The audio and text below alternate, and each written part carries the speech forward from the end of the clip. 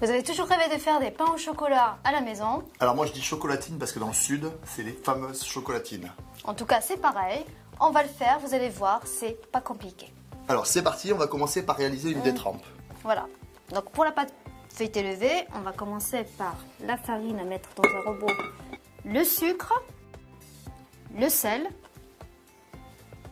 la levure boulangère Alors levure sèche ou levure Fraîche. fraîche, hein, c'est comme vous voulez, d'accord? et du lait. Voilà.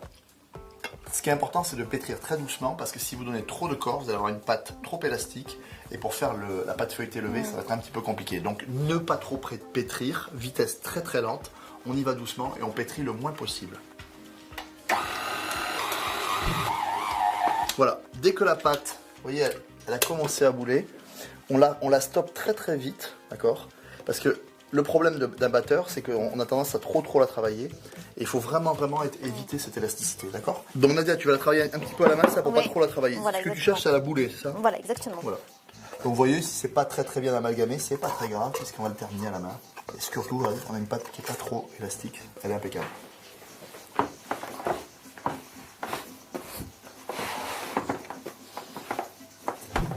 Voilà, c'est bon, c'est prêt. Je l'ai pas trop pétri, il faut pas. Voilà, vous voyez, hein, Voilà. légèrement un petit peu élastique, mais voilà, Ouais. c'est normal. Hein. Ok. Alors là on le filme. Là, c'est je ça le filme et je le laisse pendant toute une nuit au frigo. Alors, si vous êtes très pressé, 2 heures, mais idéalement, une nuit, c'est parfait. Hein, c'est parfait. La détrempe a bien reposé. On voit qu'elle est beaucoup moins élastique. Et on va la mettre. Alors, je fleure légèrement. On va la mettre sur le poste de travail. Et maintenant, Nadia va faire le tourage. C'est ça? Oui.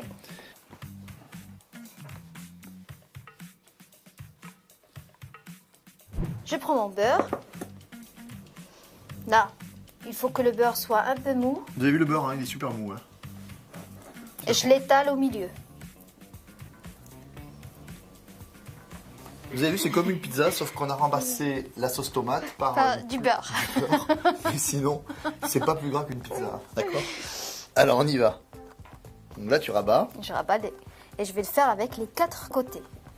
Là, tu fais un petit peu comme un portefeuille, Voilà. en prenant bien soin d'avoir le beurre au milieu, Je rabats ici. pour bien fermer. Vous avez vu, on enchâsse, on emprisonne le beurre au milieu, d'accord? Alors ça, c'est bien ce que tu fais parce que ça te permet de ne pas écraser tout. au début. Voilà. Voilà, c'est un très bon geste, ça. Voilà, et là, tu fais classique. Là, elle a fait un boulot vraiment nickel. Maintenant, tu vas plier en 3, c'est ça?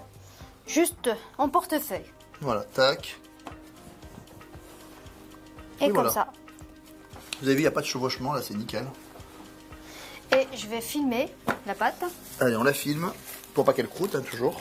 On va la laisser au frigo pendant 10 à 15 minutes. Minimum, hein. Si c'est 1 heure ou 2, c'est vraiment pas grave. Hein. C'est-à-dire que je pourrais presque la faire la veille, et puis on laisse passer une nuit, puis demain on s'y remet, etc. D'accord? Allez, au réfrigérateur.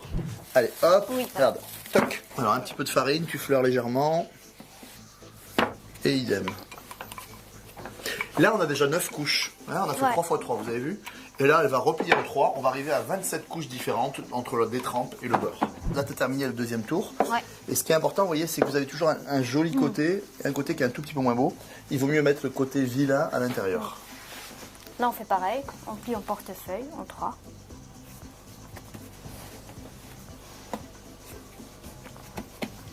Et rebelote. Filmer la pâte Allez, on refilme. et on passe au frigo.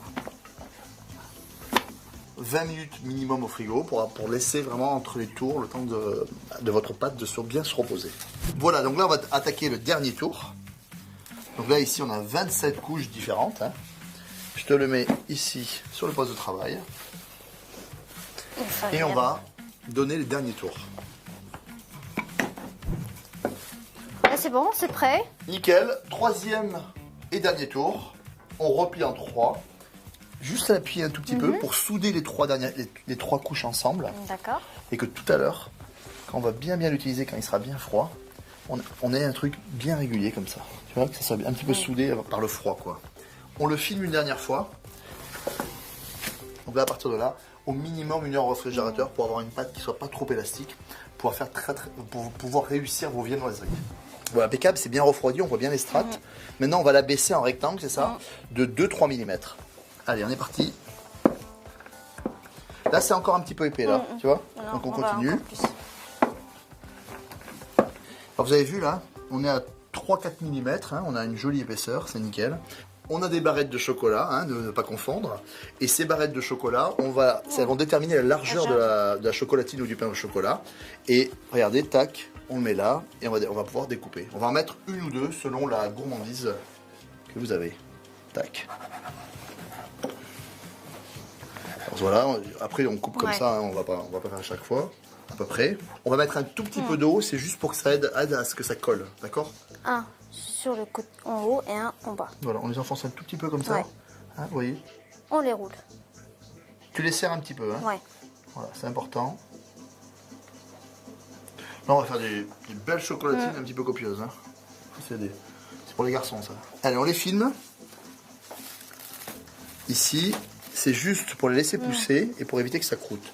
Vous allez laisser dans le coin le plus tiède de votre cuisine, à côté d'un four ou à côté d'un radiateur. Et là, ça pousse tranquillement quand ça a doublé de volume. Un coup de dorure, on va les cuire. Ok? Allez, let's go. Là, j'ai battu un œuf.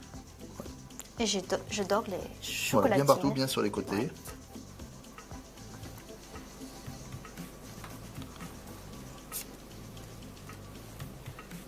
Maintenant que nos pains au chocolat sont dorés, on a préchauffé notre four à 180 degrés et on va les cuire 15 à 20 minutes. Il faut qu'ils soient bien cuits, bien croustillants à l'intérieur. Allez, on y va. Là, on a une très belle cuisson, on a une très belle couleur. On se croirait dans une boulangerie. Il faut les manger encore un tout petit peu tiède, pas trop chaud. Vous avez vu le feuilleté? Regarde-moi ça. C'est vraiment, on a des étages de feuilletage. Nickel. On vous a donné un moment de pure gourmandise. À vous maintenant de faire ces fameuses chocolatines ou pain au chocolat. C'est 100% gourmand. Ça s'appelle du plaisir.